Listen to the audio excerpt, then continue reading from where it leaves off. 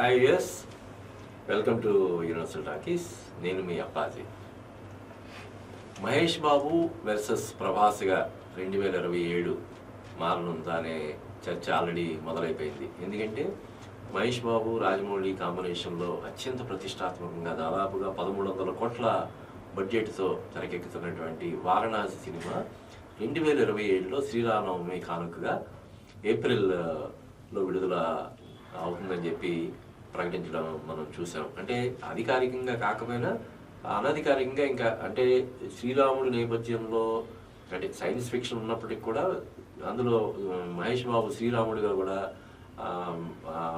కనిపించబోతున్నాడు. కాబట్టి శ్రీరామనవమికి రావడం ఒక యాప్ట్గా ఉంటుందన్న ఉద్దేశంతో 2027 అంటే 2026లో కూడా మహేష్ బాబు నుంచి మనకి సినిమా రావడం లేదు. 25లో లేదు, 26లో కూడా ఉండదు. 27 అంటే ఈ 2 సంవత్సరాలు మహేష్ బాబు ప్రేక్షకుల ముందుకు రాకపోయినప్పటికి కూడా ఇదంతా కూడా ఎలాగైతే ప్రభాస్ మిర్చి లాంటి సూపర్ డూపర్ హిట్ తర్వాత బాహుబలి కోసం కొన్ని సంవత్సరాలు అలాగ ఉండిపోయాడు, ఇప్పుడు మహేష్ బాబు కూడా అదే చేస్తున్నాడు.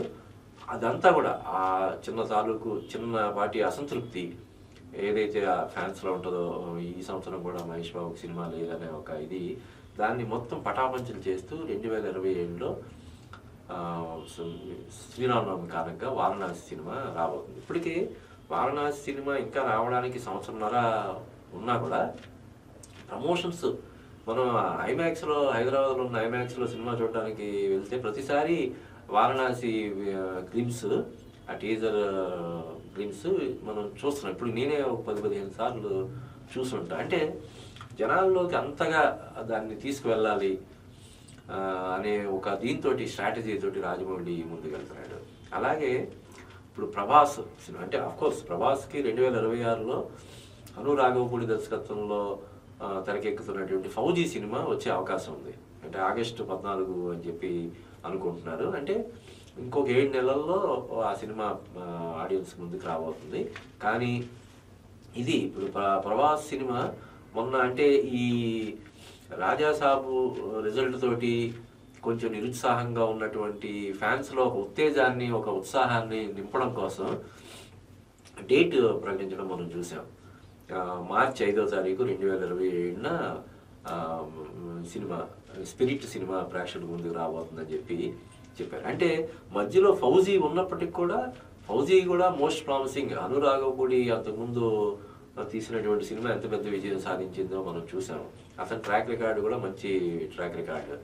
ఇంకా ఈ సినిమాని మైత్రి మూవీ మేకర్స్ వాళ్ళు చాలా ప్రతిష్టాత్మకంగా తెరకెక్కిస్తున్నారు. ముఖ్యంగా ఇప్పుడు రాజాసాబు వల్ల వచ్చినటువంటి డిసప్పాయింట్మెంట్ కూడా వాళ్ళ దృష్టిలో పెట్టుకొని ఎట్టి పరిస్థితుల్లో ఆ సినిమా చాలా పెద్ద హిట్ అయ్యేలాగా తీర్చిదిద్దడం కోసం వాళ్ళందరూ కూడా ఎఫర్ట్స్ పెడతారు. కానీ ఈ సినిమా కోసం కంటే కూడా ఫౌజీ కోసం కంటే కూడా ఆ తర్వాత ఒక ఇంచుమించుగా ఫౌజీ వచ్చినటువంటి ఒక 7-8 నెలలకి రాబోయే దీని గురించి స్పిరిట్ గురించి ఎక్కువ మంది వెయిట్ చేస్తున్నారు, ఈగర్గా వెయిట్ చేస్తున్నారు. ఎందుకంటే ప్రభాస్ సందీప్ రెడ్డి వంగ కాంబినేషన్ ఎంత క్రేజ్ తీసుకొచ్చిందో మనం చూసాం. కేవలం ఆడియో గ్లిమ్స్ తోటి ఆ సినిమాకి ఒక రకమైనటువంటి తీసుకొచ్చాడు. ముఖ్యంగా ప్రభాస్ని the biggest super star of India అని చెప్పి అనౌన్స్ చేసి అంటే తన సినిమా ఎలా ఉండబోతుంది అనేది తను చెప్పకనే చెప్పాడు సందీప్ రెడ్డి వంగ.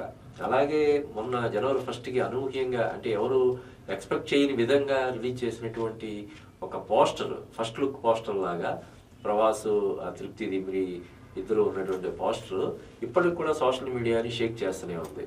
కాబట్టి నెల రోజుల వ్యవధిలో ఫస్ట్ స్పిరిట్ వస్తుంది, తర్వాత మహేష్ బాబు సినిమా. అంటే కేవలం ఒక నెల రోజుల వ్యవధిలో రానున్నటువంటి 2 సినిమాలు మన తెలుగు రాష్ట్రాల్లోనే కాదు, మన ఇండియాలోనే కాదు, ప్రపంచవ్యాప్తంగా విడుదల కావడానికి సన్నాహాలు చేస్తున్నాయి. ఇప్పుడు ఎందుకంటే Prabhas not only pan India star, తనకి విదేశాల్లో కూడా ఫ్యాన్స్ ఉన్నారు. ఇక వారణాసి సినిమా విషయానికి వస్తే రాజమౌళి దాన్ని ఒక హాలీవుడ్ సినిమా రేంజ్లో అంటే ఒక జేమ్స్ కామెరూన్, ఒక స్పీల్బర్గ్ ఎలాగైతే తమ సినిమాని ప్రపంచవ్యాప్తంగా విడుదల చేస్తుంటారో అలాగా ఈ వారణాసి సినిమాని 120 దేశాల్లో విడుదల చేసేందుకు ఆయన సన్నాహం చేసుకుంటున్నాడు.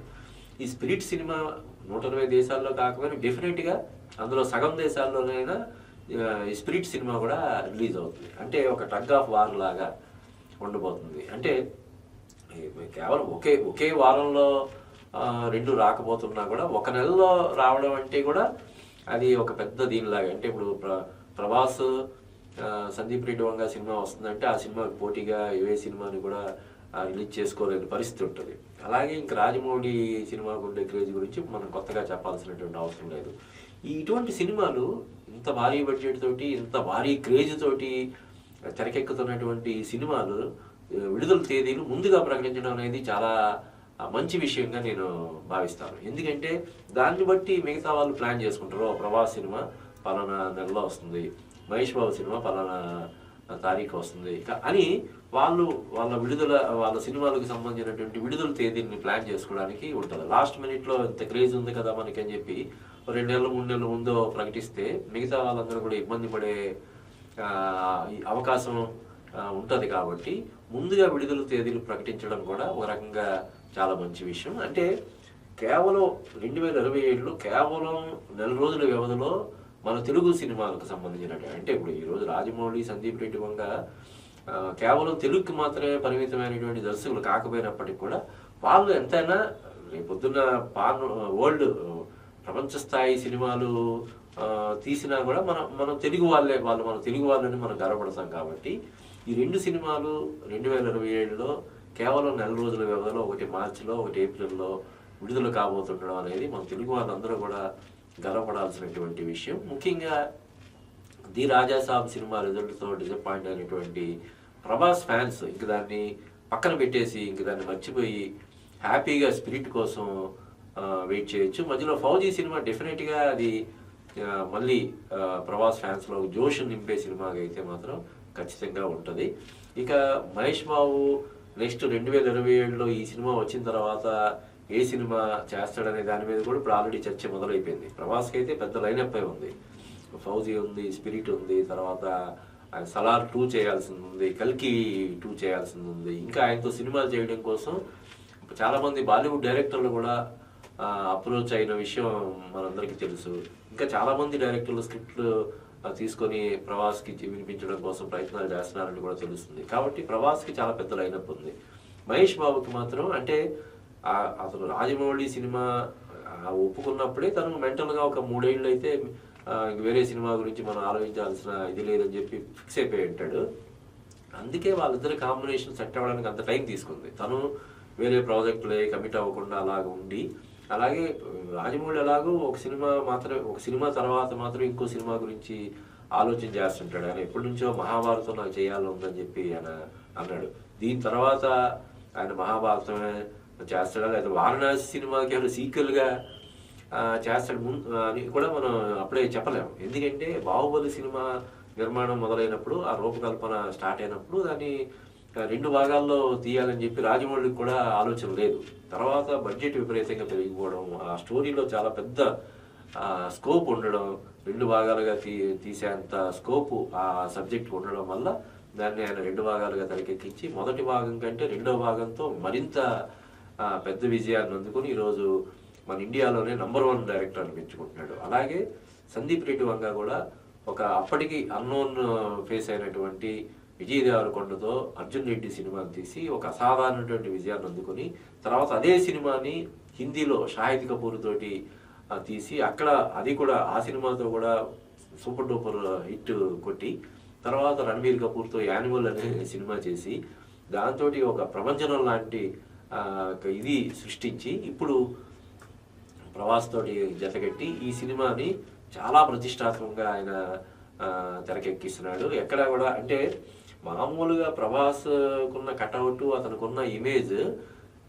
ఆర్డినరీ రోల్ చేస్తేనే ఒక రేంజ్లో ఉంటుంది. అటువంటిది ఏకంగా ఒక పోలీస్ పాత్ర, పవర్ఫుల్ పోలీస్ ఆఫీసర్, అది కూడా ఒక వూండెడ్ పోలీస్ ఆఫీసర్ క్యారెక్టర్ అంటే ఇంక ఏ రేంజ్లో ఉంటుంది అన్నది మనం ఊహించడానికి కూడా మన ఊహాశక్తి సరిపోదు. ఆ రేంజ్లో ఆ సినిమాని సందీప్ రెడ్డి వంగ తెరకెక్కిస్తున్నాడు. ఏదేమైనా మన తెలుగు వాళ్ళందరూ కూడా కాలర్ ఎగరేసుకొని గర్వపడే లాంటి దర్శకులైనటువంటి రాజమౌళి, సందీప్ రెడ్డి వంగ 2027లో కేవలం 4 రోజుల వ్యవధిలో మన భారతదేశంలోనే కాకుండా ప్రపంచవ్యాప్తంగా వాళ్ళ సత్తా చాటి మన తెలుగోడి సత్తాను కూడా చాటడానికి ముందుకు వస్తుండడం అనేది మనం ఖచ్చితంగా అంటే ఎంతో గర్వపడాల్సినటువంటి విషయంగా నేను భావిస్తున్నాను.